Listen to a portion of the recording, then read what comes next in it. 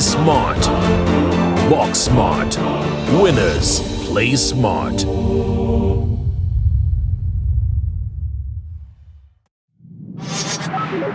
A very big talking point of late has been the debate of whether or not to use cervical collars.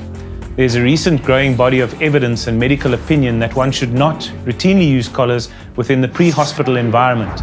There are no studies showing increased benefit to using both head blocks and collars. There are also studies with some patients using head blocks only who did not deteriorate neurologically. However, the literature is quite confusing and many papers contradict each other. Occasionally, cervical spine injuries are also accompanied by traumatic brain injuries, and in these cases, a cervical collar may in fact increase the intracranial pressure. This goes directly against the recommended treatment plan for a traumatic brain injury, which fundamentally looks to lower intracranial pressure. Collars, if too small or too tightly applied, can also restrict breathing.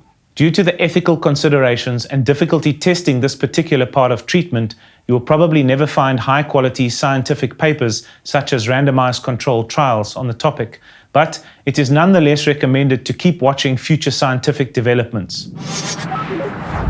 For now, if used at all, rigid collars must be worn in combination with the spinal board and head blocks, as collars on their own provide very little, if any, support to the neck or cervical spine.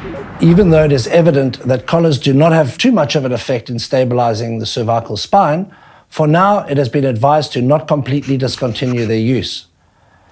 It also remains a visual reminder to the medical personnel to maintain spinal precautions, and it limits voluntary movement by the injured player. Although topical, cervical collars are, however, only one component of the management process.